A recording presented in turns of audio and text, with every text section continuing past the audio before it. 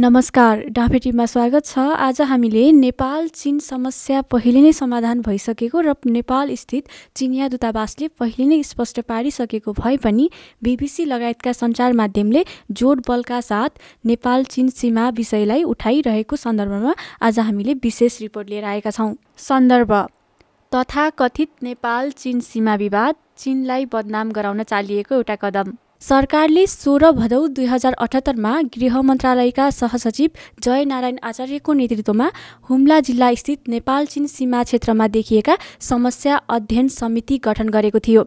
उक्त समितिले दिएको प्रतिवेदनलाई आधार बनाएर अहिले अन्तर्राष्ट्रिय मिडियाहरूमा चीनले नेपालको सीमा मिचेका खबर सार्वजनिक भइरहेका छन्। नेपाल र चीनको सिमानाको विषय बुझ्न 8 चैत 2016 मा भएको पहिलो नेपाल र चीन सीमा सम्झौतामा जानुपर्छ। चीन भ्रमणमा रहेका नेपालका तत्कालीन प्रधानमन्त्री बीपी कोइराला र चिनिया प्रधानमन्त्री चाउ एन लाईले सम्झौतामा हस्ताक्षर गरेका थिए। उक्त सम्झौताको धारा 1 मा उल्लेख छ, सम्झौता गर्ने दुवै पक्ष मन्जुर गर्दछन् कि दुई मुलुक बीचको सम्पूर्ण सिमानामा भइरहेको परम्परागत प्रचलित सीमारेखाको आधारमा मैत्रीपूर्ण छलफलद्वारा वैज्ञानिक सीमा रेखाङ्कन र औपचारिक सीमा स्तम्भ खडा गरिनेछ। धारा 2 मा भनिएको छ, सिमानाको रेखाको विशेष पंक्ति कायम गर्न र दुई मुलुक बीचको सिमाना कानुनी रूपमा निश्चित गर्न सम्झौता गर्ने दुवै पक्षले प्रत्येक पक्षबाट समान संख्याका प्रतिनिधिहरूद्वारा गठन भएको एउटा संयुक्त समिति खडा गर्ने र सो समितिलाई वर्तमान सम्झौताको धारा 3 मा उल्लेखित नियम बमोजिम चीन नेपालको सिमाना सम्बन्धी ठोस समस्याहरू उप छलफल तथा समाधान गर्ने, सिमानामा स्तम्भहरू खडा गर्ने र चीन नेपालको सिमाना सन्धिको मस्यौदा तयार गर्ने काम सुम्पने निर्णय गरेका छन्। सो संयुक्त समितिले आफ्नो बैठक चीन तथा नेपालको राजधानीहरूमा वा सो दुई मुलुकको अन्य स्थानहरूमा गर्नेछन्। धारा 3 मा कसरी सीमा निर्धारण गर्ने भन्ने बारेमा स्पष्ट रूपमा उल्लेख गरिएको छ। भनिएको छ, आपसमा आदान प्रदान गरिएको नक्साहरूमा देखाइएका सीमा रेखाहरूको अध्ययनबाट प्रत्येक पक्षले अर्को पक्षको मुलुकको सिमानाभित्र आफ्नो वस्तुत अधिकार रहेको भन्ने क्षेत्रबारे उपलब्ध गराएका कुराहरूको अध्ययनबाट पनि सम्झौता गर्ने दुवै पक्ष यो ठान्दछन् कि कुनै खास इलाका विषयको मतभेद बाहेक दुवै पक्षको परम्परागत प्रचलित सीमा रेखा विषयको ज्ञान मूलत समान छ। ती विभिन्न स्थिति अनुसार दुई मुलुक बीचको सिमानालाई ठोस तरिकाले निश्चित गर्न सम्झौता गर्ने दुवै पक्ष तल लेखिएको बमोजिम गर्ने निर्णय गर्दछन्। 1. ती क्षेत्रहरू जहाँ दुवै पक्षको नक्सामा अंकित भएका दुई मुलुक बीचको सीमारेखा समान छन्। यस्ता क्षेत्रहरूमा दुवै पक्षको नक्सामा समान रूपले अंकित भए बमोजिम सीमारेखा निश्चित गरिनेछ। संयुक्त समितिले सो स्थानहरूमा सर्वे गर्न र सिमाना स्तम्भ खडा गर्न प्रत्येक पक्षको समान संख्याका व्यक्तिहरूद्वारा गठित भएको संयुक्त सर्वे दलहरू पठाउनेछ। माथिका बुदाहरू अनुसार ती क्षेत्रहरूमा सिमाना रेखा निश्चित भएपछि सो रेखाको उत्तरपट्टिको इलाका निर्णयात्मक रूपबाट चीनको हुनेछ। सो रेखाको दक्षिणपट्टिको इलाका निर्णयात्मक रूपमा नेपालको हुनेछ। कुनै पक्षले त्यसपछि अर्को पक्षको इलाका भित्रको कुनै पनि क्षेत्रमा दाबी गर्ने छैन। 2. ती क्षेत्रहरू जहाँ दुवै पक्षको नक्सामा अंकित भएको दुई मुलुक बीचको सीमारेखा समान छैन, परन्तु वस्तुत अधिकारको स्थितिबारे प्रत्येक पक्षमा कुनै किसिमको मतभेद छैन। यस्ता क्षेत्रहरूमा ठोस भूमि प्रदेशका आकृतिहरू, पानी ढलो, खोज, उपत्यका, भन्ज्याङ आदि र प्रत्येक पक्षको वस्तुत अधिकार अनुसार स्थानीय सर्वे गर्ने, सीमा रेखा निर्धारण गर्न र सीमा स्तम्भ खडा गर्न संयुक्त समितिले प्रत्येक पक्षको समान संख्याका व्यक्तिहरूद्वारा गठित भएको संयुक्त सर्वे दलहरू पठाउनेछ। 3. ती क्षेत्रहरू जहाँ दुवै पक्षको नक्सामा अंकित भएका दुई मुलुक बीचको सीमा रेखा समान छैन र वस्तुत अधिकारको स्थितिको ज्ञानबारे दुवै पक्षहरू मतभेद राख्दछन्, त्यस्ता क्षेत्रहरूमा तत स्थानहरूमा गई वस्तुत अधिकारको स्थिति पत्ता लगाउन, समानता, आपसी हित, मैत्री तथा आपसी आदान प्रदानको सिद्धान्त अनुसार व्यवस्था मिलाउन, सीमा रेखा निश्चित गर्न र सीमा स्तम्भ खडा गर्न संयुक्त समितिले प्रत्येक पक्षको समान संख्याको व्यक्तिहरूद्वारा गठित भएको संयुक्त सर्वे दलहरू पठाउनेछ। बीपीले सम्झौता गरेको 1 वर्षपछि त्यही सम्झौतामा टेकेर नेपाल र चीन बीचमा सीमा सन्धि भयो। 2018 साल असोज 19 गते तदनुसार सन् 1961 अक्टोबर 5 तारिकका बेइजिङमा तत्कालीन राजा महेन्द्र र चीनका तत्कालीन राष्ट्रपति लिउ शाओचीले नेपाल चीन सीमा सन्धिमा हस्ताक्षर गरे। सन्धिमा उल्लेख भएअनुसार नेपाल र चीन बीचको सिमानालाई पश्चिमबाट पूर्वतिर सीमाङ्कन गर्दै लगिएको छ। सन्धिको दफा 1 को उपदफा 1 मा उल्लेख छ, चीन नेपाल सीमारेखा काली नदी र टिङ्कर नदीको पानी ढलो तथा मापचु कर्णाली नदीका सहायक नदीहरू र टिङ्कर नदीको पानी ढलो सम्मिलित भएको स्थानबाट प्रारम्भ हुन्छ। त्यहाँबाट यो दक्षिण पूर्वतर्फ मापचु कर्णाली नदीका सहायक नदीहरू तथा टिङ्कर नदी र सेती नदीका पानी ढलो हुँदै न्यू माचिसा लिपुधुरा हिमालको श्रृङ्खला र टिङ्कर लिपुधुरा भन्ज्याङबाट गुज्री पेल्हिन उराई भन्ज्याङ तक जान्छ। उपदफा 2 मा उल्लेख छ, फ्लेहिम उराई भन्ज्याङबाट सीमारेखा दक्षिण पूर्वतर्फ करिब 500 मिटरसम्म पहाडी श्रृङ्खला भई गुज्रन्छ। त्यसपछि 5655 मिटरको उचाइसम्म उत्तर पूर्वतर्फ जान्छ। त्यहाँबाट उत्तर पश्चिमतर्फ पहाडी श्रृङ्खला हुँदै टोजाङ ठाडो ढुङ्गा टुप्पासम्म क्रमशः जान्छ। त्यसपछि उत्तर पूर्वतर्फ 5580.6 मिटरको उचाइबाट गुज्रदै चिमाला भन्ज्याङसम्म जान्छ। त्यहाँबाट यो चिमला हुँदै लुङ मोचेको नु मोचे टुप्पासम्म साधारणतः उत्तर पश्चिमतर्फ जान्छ। त्यहाँबाट सीमारेखा पेमोबोटुङको किटको टुप्पाबाट गुज्री साधारणतः पूर्वतर्फ जान्छ र त्यसपछि चोकरटुङ किटको पहाडको धार हुँदै तलतिर चिलुम्पा यादाङ्ग्रे खोलासम्म झर्छ। त्यसपछि यो चिलुम्पा यादाङ्ग्रे खोला गुज्री उत्तरतर्फ यसको मापचु कर्णाली नदीसितको दोभानसम्म जान्छ। त्यसपछि यो मापचु कर्णाली नदीको खोला गुज्री इउसा हिल्सासम्म साधारणतः पूर्वतर्फ जान्छ। इउसा हिल्सामा सीमारेखा मापचु कर्णाली नदीबाट पृथक हुन्छ र उत्तर पूर्वतर्फ पहाडको धारबाट गुज्रदै चियालोसा टाकुलेसम्म जान्छ। त्यसपछि कुमालाट्से कुमालाफन्चे काङपाउचेको धान बोछेको र मैनीपेमीको माने पामाङ्गोबाट गुज्री काङ कवाना काङ्गर्जेसम्म पहाडी श्रृङ्खला भई जान्छ। त्यसपछि काङ पुचेङ काण्डुम्बु र 6550 मिटरको उचाइबाट गुज्री नालाङ्करसम्म उत्तरतर्फ जान्छ। उपदफा 3 मा आइपुग्दा हुम्लाको सीमा क्षेत्र सीमाङ्कन भएको पाइन्छ।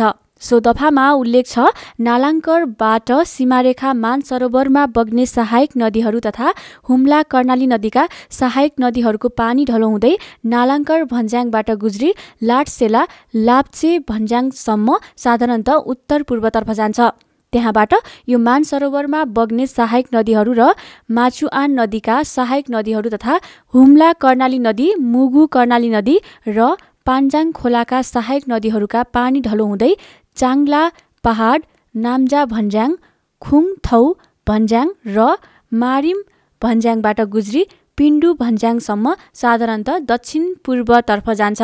त्यसपछि यो दक्षिणतर्फ माचुआन नदीका सहायक नदीहरू तथा बारबुङ नदी र काली गण्डकी नदीका सहायक नदीहरूको पानी ढलो हुँदै 6214.1 मिटरको उचाइसम्म उत्तर पूर्वतर्फ क्रमशः मोडिँदै जान्छ। उपदफा 4 मा सीमाङ्कन रेखा हुम्ला हुँदै काली गण्डकीको सिरानमा आइपुगेको उल्लेख छ। सीमा सन्धिमा 5 दफाहरू रहेका छन्। पहिलो दफामा 13 वटा उपदफा रहेका छन्। कठिन भूगोल त्यसमाथि 6000 मिटरभन्दा बढी उचाइमा रहेको दुई देशबीचको सीमा क्षेत्रलाई समय समयमा अनुगमन गर्न आवश्यक छ। पानी ढलोलाई मानिए पनि हिउँ पग्लता अथवा अन्य कारणले भएको भूक्षयले पनि सीमा रेखालाई थोरै तलमाथि गर्दछ। प्रयास 1. सीमा सन्धि हुँदा हरेक 10 वर्षमा दुई देशबीचका संयुक्त संयन्त्रले सीमा अनुगमन गर्ने समझदारी भएको थियो, जस अनुसार सन् 1979 अगाडि पहिलो पटक अनुगमन भएर प्रोटोकलमा हस्ताक्षर भयो। सन् 1989 मा दोस्रो अनुगमन भएर प्रोटोकलमा हस्ताक्षर भएको थियो। तेस्रो पटक सन् 2005 देखि 2006 मा सीमा अनुगमन भयो, तर प्रोटोकलमा हस्ताक्षर हुन सकेन। त्यसपछि नेपाली सीमा चीनले मिचेका चर्चा सुरु भएको पाइन्छ। 2. सन् 2008 को ओलम्पिकपछि स्वतन्त्र तिब्बतीयनहरूको गतिविधि नेपालमा कमजोर हुँदै गयो। दुई देशको सीमामा पर्ने हुम्लाको किट खोला क्षेत्र स्वतन्त्र तिब्बतीयनहरूको ओहोर दोहोर गर्ने नाका हो। चीन सरकारले त्यो क्षेत्रमा बनाएको प्रहरी चौकी लगायतको संरचना चिनिया जमिनमा रहेको नेपालका तत्कालीन परराष्ट्र मन्त्री प्रदीप कुमार गेवालीले बताएका थिए। अहिले तीनै संरचनाका कारण स्वतन्त्र तिब्बतीयनहरूको ओहोर दोहोरमा बाधा भएको छ, जसले गर्दा पश्चिमाहरू यसको विरोधमा छन्। 3. प्रतिवेदनले किट खोलाबाट पश्चिम दक्षिण रहेको भूभाग र उत्तरतर्फको सीमा स्तम्भ नम्बर 6-1 हुँदै कर्णाली नदीसम्मको सम्पूर्ण तारबार तत्काल हटाउनुपर्ने समितिको सुझाव छ, तर त्यो तारबारसँग जोडिएको चिनिया चासोको विषयमा ख्याल गरिएको छैन। त्यो तारबार स्वतन्त्र तिब्बतीयनहरूको हिड्डुललाई प्रभावित पार्न राखिएको हो। समितिले चिनिया भूभागमा रहेका स्थायी संरचना हटाउने सुझाव दिनुले पनि किट खोला क्षेत्र पहिलाको जस्तै चिनिया पक्षरहित हुनुपर्ने सोचमा यो काम भएको देखिन्छ। यो सोच पश्चिमाहरूको हो। 4. 2078 साउन अन्तिम साता प्रधानमन्त्री शेरबहादुर देउबा निवास बुढानीलकण्ठमा बसेको नेपाली काङ्ग्रेस केन्द्रीय समिति बैठकमा केन्द्रीय सदस्य जीवनबहादुर शाहीले नेपाल चीन बीचको सीमा विवाद समाधान गर्नुपर्नेमा जोड दिएका थिए। उनले गत वर्ष स्थलगत भ्रमणपछि चीनले हुम्लामा नेपाली भूमि मिचेको दाबी गर्दै आएका छन्। उनको भ्रमणका आधारमा नेपाली काङ्ग्रेसका प्रवक्ता विश्वप्रकाश शर्माले 28 असोज 2077 विज्ञप्ति जारी गरेर हुम्लामा चिनिया पक्षबाट भएको सीमा अतिक्रमणलाई सरकारले ढाकछोप गरेको आरोप लगाएका थिए। शाही अहिले कर्णाली प्रदेशका मुख्यमन्त्री छन्। 5. 19 भदौ 2077 नामखा गाउँपालिकाले ओडा नम्बर 6 अन्तर्गत पर्ने लिमीमा एकीकृत शिविर सञ्चालन र योजनाहरूको स्थलगत अनुगमन गर्ने कार्यक्रम राख्यो। हुम्लाका सहायक प्रमुख जिल्ला अधिकारी दत्तराज हमाल, गाउँपालिका अध्यक्ष विष्णुबहादुर तामाङ र प्रमुख प्रशासकीय अधिकृत धर्मराज न्यौपाने सहित 42 जना लिमीतिर लागे। टोलीका धेरैजसो सदस्य लिमीका स्वास्थ्य शिविर सञ्चालनमा व्यस्त रहे। सहायक प्रजीय हमाल भने कैलाश मानसरोवरको दूरदर्शनमा निस्के। त्यसका लागि लिमी उपत्यकाको लोलुङजोङतिर लागे। उनले लोलुङजोङमा चीनले नयाँ भवन निर्माण गरेको देखे। मानव बस्ती नभएको पठार क्षेत्रमा सुविधा सम्पन्न भवन देखेपछि सँगै गएका स्थानीयलाई त्यसबारे सोधे। स्थानीयले पनि चीनले बलमिच्याई गरेर नेपाली भूमिमा भवन बनाएको सुनाए। त्यसपछि हमालले टाढैबाट आफ्नो मोबाइलमा ती भवन कैद गरे। त्यसको 2 दिनपछि सदरमुकाम सिमकोट फर्केका हमालले केही सञ्चारकर्मीसँग चीनले सिमाना मिचेको बताएपछि यो विषय अन्तर्राष्ट्रिय मिडिया कभरेजमा पर्दै आएको छ। त्यसको 2 दिनपछि सदरमुकाम सिमकोट फर्केका हमालले केही सञ्चारकर्मीसँग चीनले सिमाना मिचेको बताएपछि यो विषय अन्तर्राष्ट्रिय मिडिया कभरेजमा पर्दै आएको छ। 6. यो चीनलाई बदनाम गराउन चालिएको एउटा कदम हो। सीमा मिचिएको थियो भने प्रतिवेदन बुझाउँदा यो विषयमा किन कुरा उठाइएन? चीनलाई अप्ठ्यारो पार्ने गरी ओलम्पिक खेलको विपक्षमा लागेका पश्चिमाहरूले चीनसँग नेपालको सीमा विवाद भएको बताउन थालेका छन्। प्रश्न यो हो, चीनले नेपालको सिमाना मिचेकै हो भने सरकारले आधिकारिक स्रोतबाट यो विषय चीनलाई किन जानकारी गराउन सक्दैन? 7. अर्कोतर्फ नेपालले अन्तर्राष्ट्रिय मान्यता विपरीत र नेपाल चीन बीच भएको सम्झौताको धारा 3 मा उल्लेखित नियम बमोजिम चीन नेपालको सिमाना सम्बन्धी ठोस समस्याहरू पर छलफल तथा समाधान गर्ने, सिमानामा स्तम्भहरू खडा गर्ने र चीन नेपालको सिमाना सन्धिको मस्यौदा तयार गर्ने काम सुम्पने निर्णय विपरीत चीनसँग परामर्श नै नगरिकन एकतर्फी गत 16 भदौ 2078 गृह मन्त्रालयका सहसचिव जयनारायण आचार्यको नेतृत्वमा हुम्ला जिल्ला स्थित नेपाल चीन सीमा क्षेत्रमा देखिएका समस्या अध्ययन समिति गठन गरेको थियो। यसको पछाडिको कारण पनि प्रष्ट देखिन्छ। यो वास्तविक विवाद नभई इन्डो पश्चिमाको स्वार्थमा नक्कली समस्या सिर्जना गरेर नेपाल भारत बीच भएको सीमा समस्यालाई ओझेलमा पारेर चीनलाई अन्तर्राष्ट्रिय समुदायमाझ बदनाम गराउने दुष्प्रयास मात्र हो।